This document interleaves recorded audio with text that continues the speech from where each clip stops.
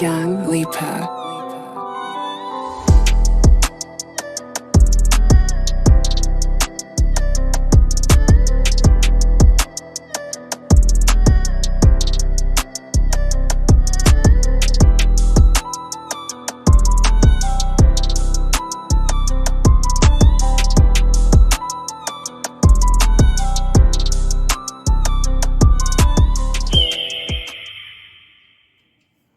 What's going on, guys? Welcome back to the Forex YouTube channel. Welcome back, guys. If you're new to this channel, make sure you subscribe, hit the like button, and share this page and share these videos so that everyone can see these videos. Guys, welcome back again to another FTMO journey that I've started. So be talking about the verification account that I had, because on the last video I told you guys that I've passed the first challenge, but now I'm doing the second phase of the challenge, which is the verification challenge. On the verification challenge, I'm supposed to hit a target which is 5%.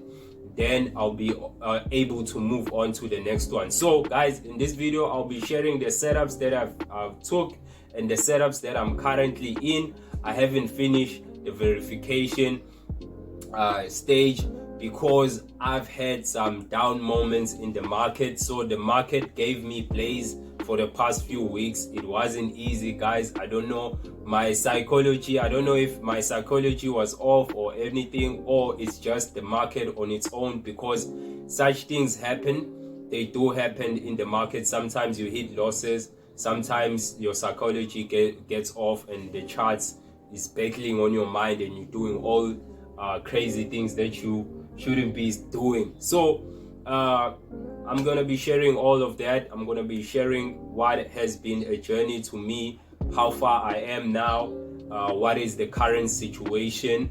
But on the account on its on the overall account on its own, like I've just lost like almost 4% of the account, guys. Like I've literally just lost almost 4% of the account ever since I started stage 2. There were some days whereby I was like, now I'm trying to stay away from the charts. There were days whereby I was down and I was like, no, I'm not gonna trade. But I'm gonna be talking about the setups that I could have took while I was off the charts, like trying to find myself and trying to find strength, like trying to find my psychology. Because the reason why I didn't I made like almost a 4% loss, it wasn't because like I was risking more on my account trying to flip the account. I was taking it easy, the process was easy, but the market was just showing me flames on that particular moment. So like I was still following the risk management, the 1% risk management that I was following.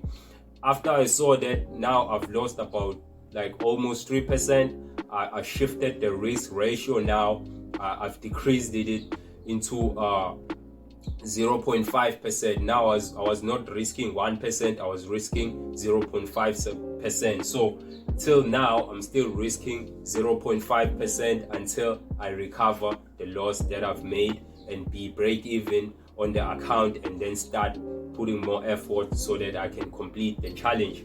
According to the days, I still have more days. I think I still have like more than 30 days to finish the challenge, which is not a bad, because I still have time. I can still gain my strength and all those things. So we're gonna be going to the charts, guys. I'm going to be showing you some setups that I've took and the lessons that I've seen on the market and the things that were happening to me psychologically, and the strategy that I'm using, everything that is on the charts, everything that goes into the process, and how I see the market and how I act on the market psychologically, technically, and all those things. So this is a Nasdaq 100. This is the Nasdaq 100. As you can see over here, we are on a 1 hour chart. I took this trade on Nasdaq. At that particular moment, I was looking at this as a buy side liquidity that was broken over here, and I was looking at the market that it has taken a fair value gap, which was over here, it has taken that fair value gap and then make that break of structure over here. Now the market is likely to come back, grab another fair value gap that I was looking at that particular time. At this stage, it was gonna come and grab this fair value gap that you see over here, and then give me a retest. After that, give me a fair value gap, then a test, then I'll be taking my longs. So I did that. It gave me a test. I took my trades over here. I took my longs, and then it went slightly into profit, and then it dropped, kicked me out of the market. So it took my stop loss. So at this particular moment, I was trading both US 30 and the Nasdaq. At this stage, I was trading both of them. So that hit so hard, that loss hit so hard to a point whereby I wasn't focusing anymore on the charts. I was like, no, I'm taking a break because it hit me so hard. So I was risking a bit more. I wasn't focusing on risking 1% on those trades. Remember, I was risking a bit more because I was like, I want to complete this challenge like so fast so that I can get funded and get over with this thing, which is a very, very bad thing to do. So like other traders that are into this FTMO or want to try the being funded, please don't rush the process. Just relax and give it some time. Sometimes the market will hit you, sometimes you will win in the market. It's not your fault. Just give it a process and learn about it. So those two losses hit me so hard there that I even didn't like think about analyzing the market the following day. So what happened the following day? The following day, the market came down, grabbed this fair value gap here, plus with this fair value gap had an order block, so it went to mitigate this order block with a fair value gap, and then it grabbed it. It came to the upside. Then it could have gave me an entry. This was an entry for me, but the fact that I wasn't paying attention on the charts, this setup over here was a valid setup. Then it went to the upside, and I was still waiting for it to come back, but it didn't come back. So what happened after that? When it went to the upside like this, I missed this opportunity. Remember, I'm still in a loss, I'm still traumatized and all those things. What I was looking at here, I had another setup. I looked at another setup. Over here, I was looking for a sell setup. Why I was looking for a sell setup? Because there is liquidity that needs to be grabbed in this fair value gap on this candlestick over here. There was liquidity that needed to be grabbed. So I was anticipating a short position at this stage. So I looked at this as equal highs, and I was looking at this as a stop hunt. I look at this as a breakdown. I don't know if you guys can see that. Let me zoom in. I look at this as a breakout of structure. When I looked at this as a breakout of structure, I was waiting for a candlestick to come back, mitigate in the small fair value gap. That's a 5-minute fair value gap that was here, and I was happy to execute there. I had my sell limit orders on that trade. So when the market hit that, it hit that fair value gap, put me in profit, slightly into profit, and then it projected to the upside, kicking me out again. So I had another loss again. This was my first trade together with the US 30. They did the same thing, took me out, came here, it took me out. I was so traumatized at that point. I was so disappointed at that point. Like, why? After that, I saw it coming back. I saw this setup was valid. Why did it took me out? It was valid, and then I saw it coming back. It came back. As it came back, I was so greedy. Placed another trade. Then I remembered that no, I need to be disciplined. I need to be disciplined when it comes to trading the pro firms. The risk management is very tight. So I closed those positions as soon as I remembered that I'm making a mistake. I left it. So I took a small loss there, and the market went down. Didn't come to this fair value gap that it needed to mitigate. It didn't come and took it. Then it went up to the upside.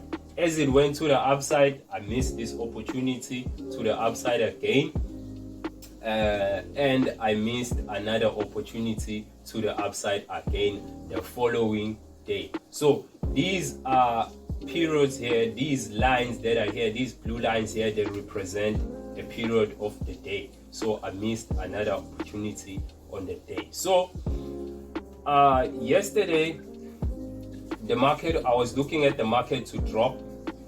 The market was slightly dropping at this particular point. I was looking at it to drop at this particular point. I was looking at the market to liquidate this sell side liquidity that it made over here and then go back to the upside. So what did the Nasdaq did?